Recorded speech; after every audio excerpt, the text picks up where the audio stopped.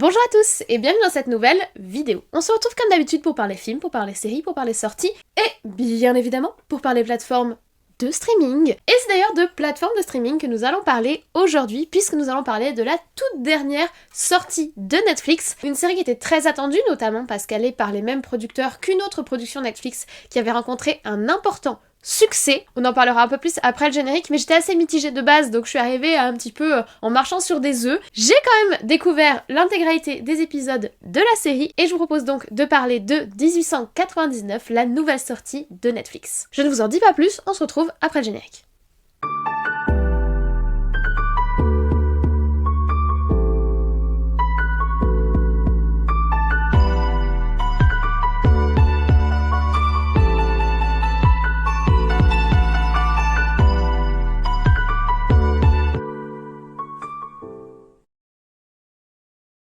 Alors, la série 1899 est sortie le 17 novembre 2022 sur Netflix, donc la semaine dernière si vous regardez cette vidéo le jour de sa sortie. Pour le moment, il n'y a qu'une seule saison de 8 épisodes chacun, le fameux 8 épisodes de Netflix, donc je vais pas encore une fois vous reparler, mais bon, si vous avez déjà regardé des vidéos sur la chaîne où je parle des séries Netflix, vous savez que 8 épisodes c'est leur totem magique de visionnage, et chaque épisode fait entre 45 et 50 minutes, donc un peu moins d'une heure, ce qui est tout à fait raisonnable. Derrière la création de cette série, nous avons deux personnes qui ont déjà travaillé ensemble sur une production Netflix. Nous avons tout d'abord le réalisateur et scénariste Baran Bo Odar, j'espère que je n'écorche pas son nom. C'est un Allemand qui a d'ailleurs réalisé pas mal de films pour le cinéma et la télévision germanique, qui ne sont donc pas forcément tous venus jusqu'à nous. On en a déjà parlé récemment quand on a parlé de À l'Ouest, rien de nouveau. Le cinéma allemand est pas très présent chez nous, les films allemands s'exportent pas très facilement en France, et c'est vrai que c'est quelque chose qui est facilité par la plateforme Netflix, et moi c'est surtout par Netflix que j'ai accès à du contenu germanique. En 2014, il a donc réalisé un thriller qui s'intitule Who Am I? Et en 2017, il s'est exporté à l'international avec un film où joue Jamie Foxx qui s'intitule Sleepless. C'est après ce film qu'il a attaqué la réalisation de 2017 à 2020 de la série Dark en 3 saisons, la fameuse et assez connue et reconnue série Netflix qu'il a fait connaître, lui ainsi que son co-réalisateur. A l'inverse de ce qui peut être indiqué sur certains sites, et je me suis fait avoir au moment de l'enregistrement de la vidéo,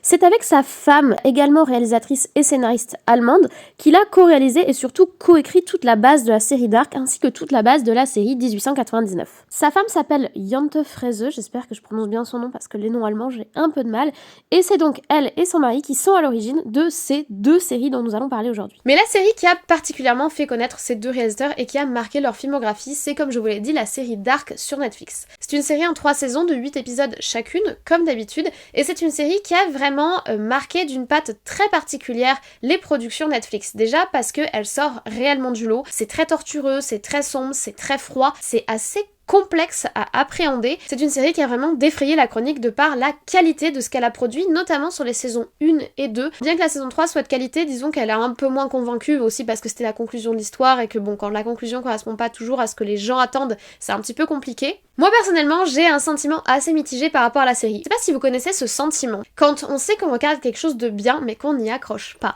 Personnellement, c'est un sentiment qui me rend très malheureuse parce que le fait de pas accrocher à un bon film ou à une bonne série, ça me déprime profondément. Je vais être honnête avec vous. Voilà, la série Dark, j'ai pas accroché. Pourtant, je sais que c'est bien. En soi, j'ai fini les 2 premières saisons, j'ai commencé la 3e que je n'ai jamais fini parce que je me suis accrochée comme une malade pour suivre cette série. Alors le principal problème c'est que c'est une série qui traite de paradoxes temporels et que personnellement j'y suis quasiment allergique. J'ai beaucoup de mal avec les films qui traitent de différentes périodes temporelles, qui les mélangent et qui traitent des paradoxes que ça peut provoquer. Mon cerveau est assez hermétique à cette logique et ça me demande beaucoup de concentration. Vraiment, je me suis vraiment investie dans le visionnage de la série Dark, j'avais fait des schémas pour comprendre qui était qui, de où, de comment, parce qu'en plus, pendant une période, t'as que 2 périodes de temps, puis en plus, il y en a une 3e qui s'ajoute, et là, mon cerveau, il a juste implosé, et j'ai juste regardé les autres épisodes en état de mort cérébrale, ou quasiment, et quand il y a eu la saison 3, là, c'était trop pour moi, j'ai pas survécu, j'ai pas réussi à passer outre, mais je sais consciemment que cette série est très bonne.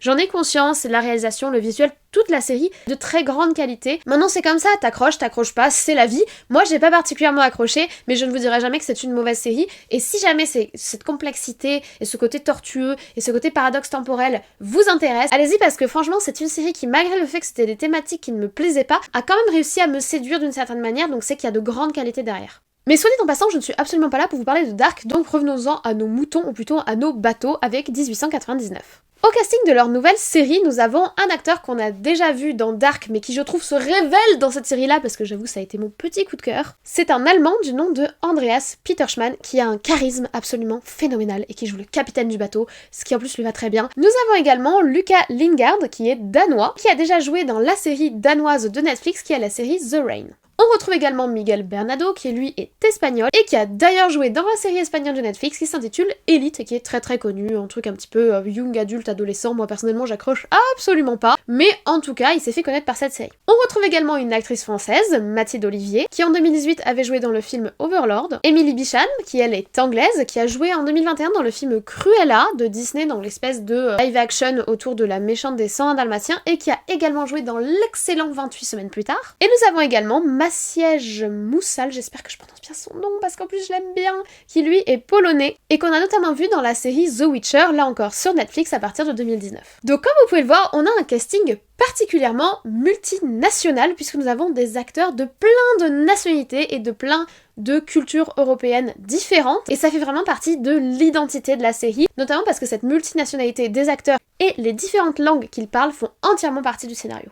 En effet, nous sommes donc en 1899 sur un bateau qui fait la transatlantique, c'est-à-dire qui traverse l'Atlantique en quittant l'Europe pour rejoindre le port de New York. C'est ces fameux bateaux qui ont transporté énormément d'immigrés européens vers l'avenir et les terres pleines de promesses des États-Unis durant cette période. Un de ces bateaux faisant le transatlantique est d'ailleurs très connu de par son naufrage, c'est le fameux Titanic. Après, évidemment, la comparaison s'arrête là, puisque nous ne sommes pas du tout dans l'histoire du Titanic, mais si vous voulez un petit peu vous camper l'ambiance, on est dans ces eaux-là.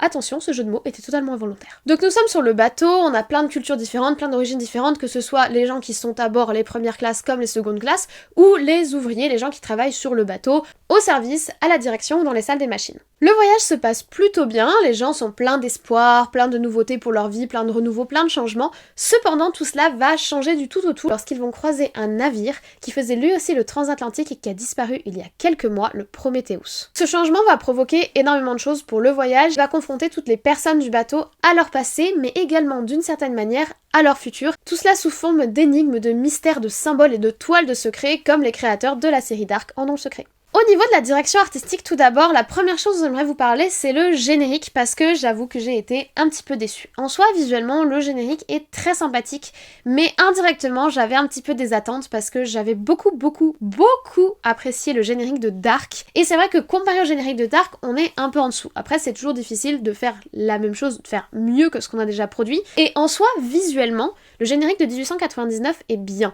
Il est beau, il est assez révélateur, plein de mystères, plein d'indices, plein de petites choses qui, avec le recul, nous font réfléchir. Lorsqu'on en arrive à l'épisode 8 et qu'on revoit le générique, on se dit « Oh là là, mon dieu, toutes les choses qu'il y avait dans ce générique !» C'est une lecture que tu ne peux faire qu'une fois que tu es au courant de tous les éléments. Je trouve ça intéressant, ce petit côté easter egg, entre guillemets. Mais mon gros problème avec le générique, c'est la musique qui, je trouve, ne colle pas du tout à la rythmique et au visuel de ce que nous propose l'image du générique. L'image générique est assez froide et pleine de mystères, et la musique, elle a un côté un petit peu suave, qui, je trouve, ne va pas du tout avec l'ambiance qui est développée visuellement, on va dire. Donc c'est vrai que de ce côté-là, oui, il est beau le générique, et j'avoue l'avoir regardé à chaque épisode, donc je l'ai regardé 8 fois quand même, mais à chaque fois je me faisais la réflexion que le rythme collait pas très bien aux images, et que la musique ne collait pas forcément très bien à ce qui se déroulait devant mes yeux, donc de ce côté-là, j'ai été très légèrement déçue.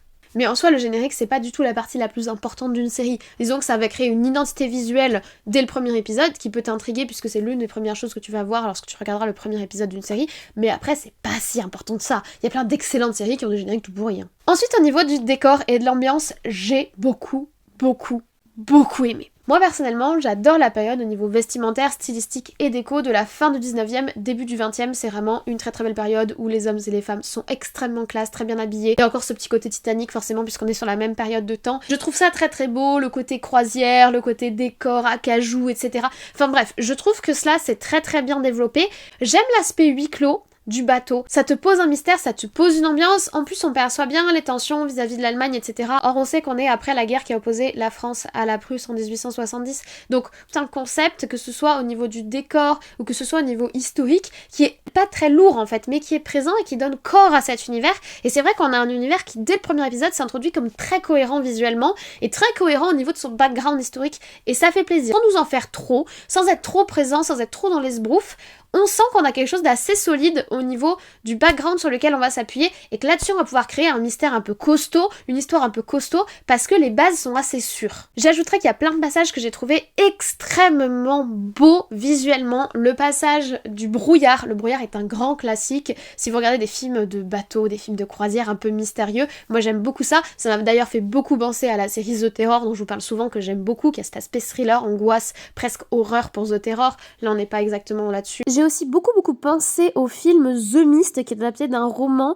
parce qu'on a aussi des échos très forts par rapport à l'aspect religieux, etc. qui font vraiment écho au film The Mist. Et on a cet épisode, je crois que c'est l'épisode 4, qui est l'épisode du brouillard, qui visuellement est super intense et nous permet d'avoir des visuels très beaux. On a aussi toute l'esthétique visuelle qui est développée autour de la jeune geisha, qui est assez hypnotisant, très bien pensé. On a aussi beaucoup de symétrie, on a aussi tout un travail de décalage entre certaines choses, certains objets, certaines lumières. Enfin vraiment, il y a un très beau travail sur l'image et également sur les effets spéciaux. Donc les effets spéciaux, parlons-en. Au début, ils sont saupoudrés de façon très sobre et très élégante, chose que j'ai beaucoup appréciée. Que ce soit autour du bateau qui a dérivé pendant 4 mois, là, le Prometheus qu'il trouve, et l'état dans lequel il le trouve, qui est très finement fait, on a des décors qui sont juste angoissants ce qu'il faut, qui posent vraiment l'ambiance, moi j'ai beaucoup aimé, ou que ce soit ensuite avec toutes les choses qui commencent à arriver à nos protagonistes, sans vous en dire trop, c'est sobre.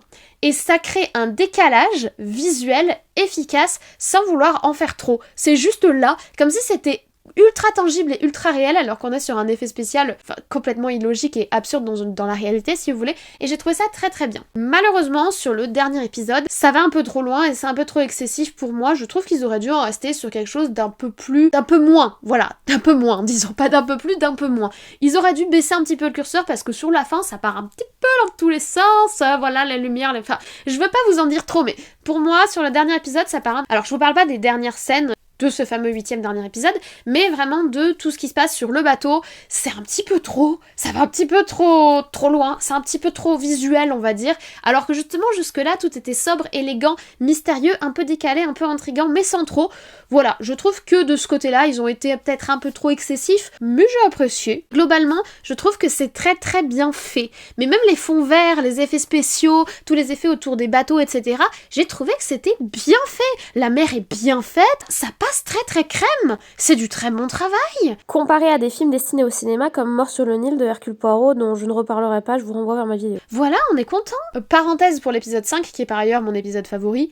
Visuellement, c'est insane. L'épisode 5, il y a des scènes qui visuellement sont insane. De vue de l'extérieur du bateau. Je dirais pas à quel film ça m'a fait penser parce que ce serait du spoil, mais ça m'a fait penser à un film que j'aime beaucoup, scène de ce film que j'aime beaucoup, et j'ai beaucoup aimé cet aspect-là. Pour prolonger un petit peu le travail sur la direction artistique, parlons de la musique. J'ai beaucoup aimé les musiques, notamment l'aspect oppressant qui est développé par des chuchotements absolument terrifiants. On a des espèces de comme ça, ou des espèces de rythmes ou de petits chants un petit peu répétitifs, un petit peu chelous.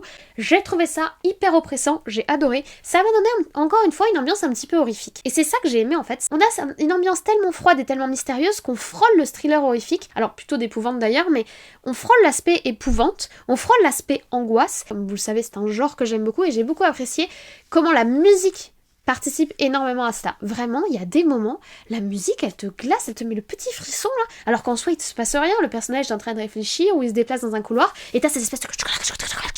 Je crois que je suis en train de faire de l'ASMR. Des espèces de chuchotements, de chants bizarres, j'ai trouvé ça hyper oppressant et très bien. Autre point que j'ai beaucoup apprécié, c'est les bruits naturels et notamment le bruit du bateau. Comme je vous l'ai dit, j'aime beaucoup les films qui se passent en mer, les histoires de bateaux perdus, et j'aime aussi beaucoup les films de sous-marins, notamment durant la Seconde Guerre mondiale et la guerre froide, et ça m'a fait beaucoup penser à ce sentiment d'oppression et ce sentiment d'enfermement qu'on a dans un film de sous-marin, notamment des films comme Houseboat par exemple, où on a les bruits de la machinerie, on a les bruits de la pression de l'eau, on a ce côté métallique, boîte enfermement, et ces bruits là, c'est vraiment des bruits identifiables d'un bateau, on les a aussi dans Titanic d'ailleurs, et j'ai adoré le fait qu'ils aient beaucoup joué dessus, notamment sur les derniers épisodes. C'est vrai que c'est beaucoup plus présent sur l'épisode 6, 7, 8, j'ai beaucoup aimé, et ça participe aussi également à l'ambiance, et ça participe également au sentiment de mal-être, au sentiment de mystère, au sentiment d'être coincé dans une espèce de grosse machine. J'ai trouvé ça très bien. Au-delà de ça, évidemment, nous avons des musiques d'accompagnement qui sont tout à fait correctes,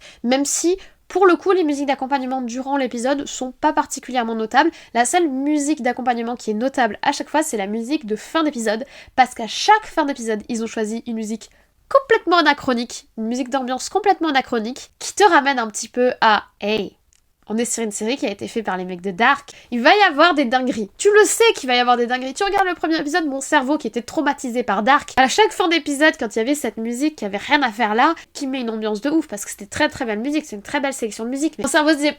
Ne prends pas trop la confiance, c'est sûr qu'il va y avoir des dingueries, c'est sûr qu'il va se passer des trucs, c'est les créateurs de Dark.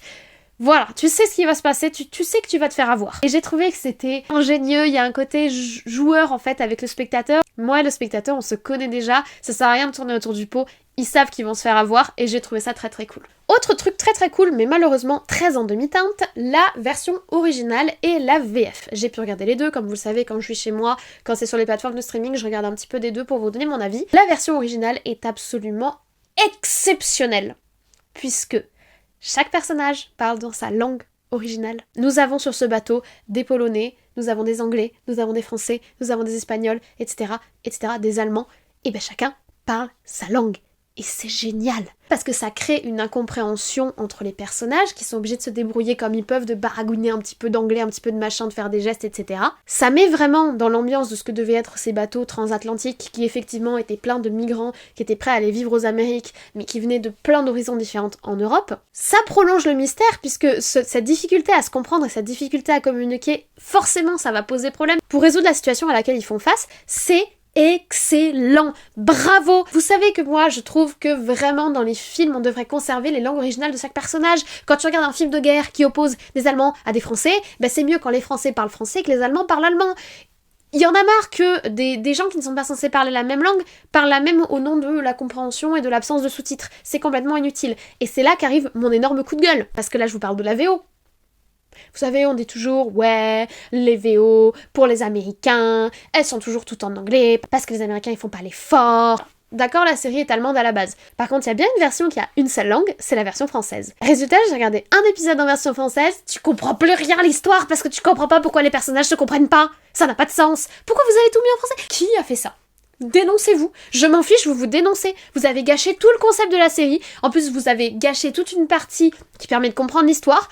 Qui a fait ça? Je veux pouvoir avoir un nom et pouvoir penser à quelqu'un très fort de façon relativement négative quand je me referai la saison 1 dans le but de regarder la saison 2, que je suis sûre il y aura une saison 2. Qui a pris cette décision nulle? C'est nul! C'est une richesse énorme d'avoir une série en plusieurs langues qui du coup respecte l'histoire, respecte ses personnages et respecte les origines. Enfin, ils ont choisi des nationalités diverses pour leurs acteurs justement parce qu'il leur fallait des acteurs qui parlent la langue du personnage pour que ça fasse réaliste. Et toi, tu gâches tout en mettant tout en français?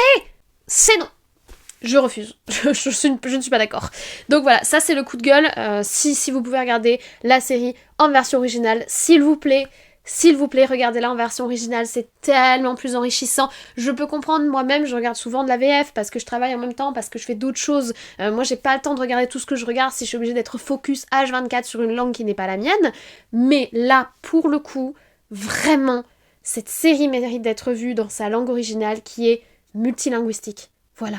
Maintenant que j'ai tapé mon petit coup de gueule, parlons du rythme. Le rythme de la série pourrait paraître un peu lent, parce qu'il faut installer l'ambiance et parce qu'il y a beaucoup de mystères, parce qu'il y a beaucoup d'indices à placer, beaucoup de petits pions à avancer avant de nous faire des grands reveals. C'est ce qu'ils font dans Dark, c'est leur manière de faire, c'est leur méthode. Donc oui, la série peut paraître lente, mais honnêtement, je ne me suis absolument pas ennuyée. Déjà parce que j'ai accroché très très vite au personnage, je sais pas trop comment ils ont réussi ça. Peut-être parce qu'on est des gens qui sont tous en train de chercher un nouveau départ, on sent qu'ils sont tous en train de fuir quelque chose, qu'ils ont tous un mal-être, mais il y a une identification qui s'est fait immédiatement vers ces personnages. Je me suis attachée à beaucoup d'entre eux, je les ai beaucoup appréciés. Bon, le capitaine évidemment parce qu'il est charismatiquement bouleversant, il dégage un magnétisme de ce monsieur, c'est un très très bon acteur. Il s'était pas révélé pleinement dans la série Dark, là pour le coup, pour moi il est au top. Ils ont réussi à les rendre attachants, ce qui fait que même si la série prend un peu son temps pour poser ses pions et laisse le mystère s'installer, etc., tu restes quand même accroché à l'histoire parce que t'en apprends un peu plus sur chacun des personnages et c'est enrichissant. En plus, personnellement, ça m'a rappelé ce que j'aime énormément, c'est-à-dire les trucs un petit peu à la Hercule Poirot, vous savez, un huis clos, un mystère, et on enquête et on collecte les indices et on suspecte tout le monde parce que tout le monde est suspect et on essaye de comprendre ce qui se passe et pourquoi et quelles sont les motivations et dans quoi on s'est fichu. Et ça, j'aime beaucoup. Et c'est vrai que, par exemple, le moment où le capitaine rassemble tout le monde dans la grande salle de banquet, dans la grande salle où il mange, J'ai eu un feeling Hercule Poirot qui m'a trop fait plaisir parce que c'est une ambiance que j'adore et ce côté-là m'a vraiment séduite personnellement et m'a emportée dans l'histoire alors que pour le coup, il y a des trucs que mon cerveau il a du mal à comprendre mais je me suis fait violence. J'ai insisté et j'ai réussi à rentrer dans l'histoire et j'ai apprécié ce qui est en train de se passer. Alors pour ceux qui n'aiment pas trop quand ça traîne, sachez que ça traîne un peu jusqu'au 4e épisode. Et le 5e épisode, là ça y est, on met les pieds dans le plat à fond. Le 5e épisode, c'est l'épisode que j'intitulerai l'épisode anti-PNJ. À partir de l'épisode anti-PNJ, alors là, on te lâche plus. Et puis là pour le coup, le rythme il y est parce qu'il faut qu'on avance. Parce que sérieusement, ils se prennent le mystère en pleine face et ils ont plus trop le choix de faire autrement que d'essayer de le résoudre. Donc pour le coup ça traîne un peu entre guillemets jusqu'au 4e épisode, qui est en fait 4 épisodes d'installation de l'univers, d'installation de l'ambiance et d'installation des différents protagonistes. Et à partir du 5e jusqu'au 8e, on y va à fond les ballons. Mais ça me fait quand même aborder mon dernier point. Est-ce que cette série est trop compliquée ? Parce que moi, c'est le sentiment que j'avais eu en regardant Dark. Je me considère pas comme une personne stupide, mais j'ai quand même trouvé que la série Dark était vraiment très très tortueuse, très très complexe et très très abstraite en fait. Il y a quelque chose dans cette série qui est de l'ordre de l'abstraction, ce qui fait que quand tu regardes une série pour te détendre et que tu le regardes après le travail, par exemple, moi j'ai pour habitude soit de regarder mes séries pendant que je travaille, pendant que je suis en télétravail chez moi, soit de les regarder le soir quand je rentre et que du coup mes capacités intellectuelles sont un petit peu dégradées parce que j'ai passé la journée à travailler. La série Dark, faut y aller quoi, il faut de l'énergie, faut prendre de la boisson énergisante avant, enfin vraiment faut être sur pied pour se mater la série Dark et pour comprendre tout ce qui se passe. Et j'avais peur que ce soit le cas pour cette série 1899 et honnêtement je trouve que c'est beaucoup plus abordable. Alors c'est pas encore la simplicité, hein. On n'est pas sur un scénario facile, on n'est pas sur un mystère facile ni une résolution facile, mais c'est accessible. Honnêtement, je trouve que c'est très accessible par rapport à la saison 1 de Dark. Et honnêtement, le mystère et les révélations que l'on a dans la série sont beaucoup plus appréhendables. Donc c'est toujours pas ultra simple, mais c'est pas du tout l'objectif quand on regarde ce genre de série. On a quand même envie un petit peu de se casser la tête, mais on se casse la tête et pas les dents. On nous apporte quand même des réponses, on nous apporte quand même des explications, on nous apporte quand même des éclaircissements que nous n'avions pas forcément dans la saison 1, voire la saison 2 de Dark, qui restait extrêmement obscure. Donc de ce côté-là, je trouve que c'est vraiment une amélioration. On retrouve quand même la patte des réalisateurs, on retrouve quand même cette ambiance extrêmement séduisante, mais avec quelque chose d'un petit peu plus accessible, je dirais, ce qui est plutôt à l'avantage de cette nouvelle série. Du coup, si je fais le bilan, honnêtement, je suis extrêmement contente de ce visionnage. Et avec des pincettes, je vous l'ai dit, j'avais peur de me retrouver dans la même situation et de savoir que je regardais quelque chose de bien, mais de pas rentrer dedans. Et là, je suis vraiment rentrée dedans. Alors après, je pense pas que ce soit pour tout le monde, déjà parce qu'il y a ce côté tortueux, etc., un petit peu complexe, un petit peu obscur, etc. au premier abord, et en plus parce que la série mélange plein de genres sans vraiment s'inscrire profondément dans un, mais visuellement c'est très très beau, le jeu d'acteur est très très bien, cette version originale est exceptionnelle, je trouve ça vraiment très très bien, cette histoire de plein de langues et de plein de nationalités, j'ai trouvé ça super cool. Il y a un apport historique, il y a un apport culturel, il y a un apport musical, une ambiance sonore qui sont superbes, donc honnêtement c'est une très bonne expérience et j'espère sincèrement que le mois prochain, puisque ça prend à peu près un mois en général, Netflix va nous confirmer une saison 2 parce que j'ai trop hâte de m'enfoncer encore plus dans ce mystère et d'en savoir plus parce que quand même, la fin de l'épisode 8, j'ai fait plein d'hypothèses et je me suis encore retrouvée comme une couillonne. C'est pas grave, écoutez, c'est pas grave, c'est aussi le plaisir d'être surpris. Oui, je n'avais pas prévu la fin de l'épisode 8, et j'espère qu'il y a une saison 2 parce que je veux en savoir plus. Je veux en savoir plus de ce truc qui m'ont teasé, en fait c'est un teasing la fin de l'épisode 8, je veux en savoir plus. Donc j'ai très très hâte que Netflix confirme la saison 2, j'ai très très hâte de la voir, et personnellement je vous recommande cette série. Voilà, je vous remercie d'avoir regardé cette vidéo sur 1899 jusqu'au bout, j'espère que vous l'avez appréciée. Si c'est le cas, n'hésitez pas à me laisser un commentaire pour me dire simplement que vous avez aimé la série, ou pour me dire si vous l'avez vue, ou pour me dire si elle vous tente, ou pour me dire si vous avez aimé Dark d'ailleurs. Suis-je la seule à avoir pété mon cerveau sur cette série? Je l'avais pas regardée dans des conditions optimum, c'est sûr, mais d'un autre côté je suis tout le temps fatiguée, je suis tout le temps travaillée, donc il y a des conditions optimum dans ma vie, ça n'existe pas vraiment. Mais ce que je veux dire c'est que vraiment, je me suis accrochée désespérément et j'ai jamais réussi pour Dark, donc dites-moi si vous l'avez aimé, dites-moi si vous avez vu cette nouvelle série, dites-moi si vous allez la tenter, voilà, échangeons ensemble en commentaire. Vous pouvez également laisser un petit like, ça fait toujours plaisir et ça m'encourage dans ce que je fais, et si vous n'êtes pas encore abonné, c'est le moment, c'est gratuit, c'est juste en dessous, pour avoir ce genre de vidéos, avis sur des séries ou des films de plateforme ou de cinéma. N'hésitez pas à activer la cloche pour être tenu au courant des petits posts communautaires et également des shorts pour les suivis de séries, un épisode par semaine et que l'on suit ensemble. Moi, je ne vous embête pas plus, je vous remercie d'avoir tout regardé jusqu'au bout. Je vous souhaite une très bonne journée, une très bonne semaine, de très très bons visionnages, comme toujours, et je vous dis à très très vite.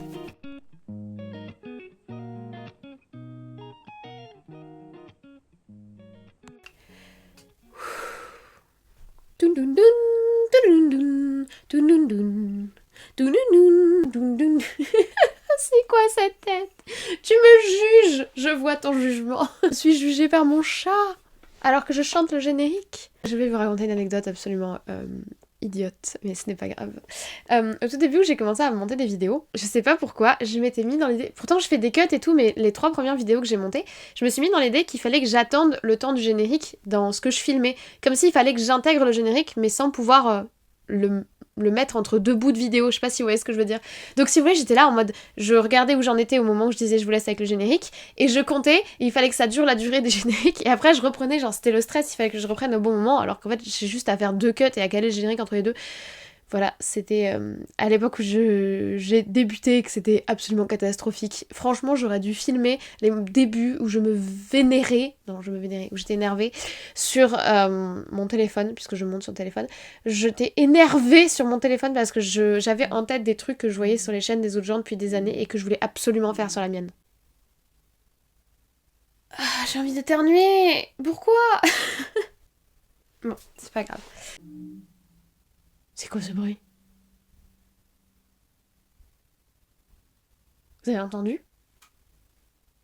C'était trop bizarre. C'est hanté. Peut-être que mon bâtiment il est hanté. Je vous jure que si c'est hanté, on fait un thread de vlog où je visite mon bâtiment pour voir s'il y a des fantômes. Avec une spirit box. Comme dans les trucs que j'aime trop, moi j'aime trop regarder les trucs de chasseurs de fantômes.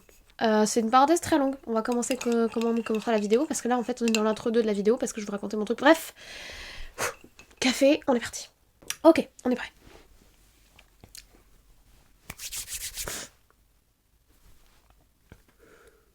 Et il fait nuit dehors parce actuellement il est 21h45 et nous sommes dimanche soir et je vais avoir beaucoup de montage à faire ce soir. Sur ce, très bonne soirée à vous.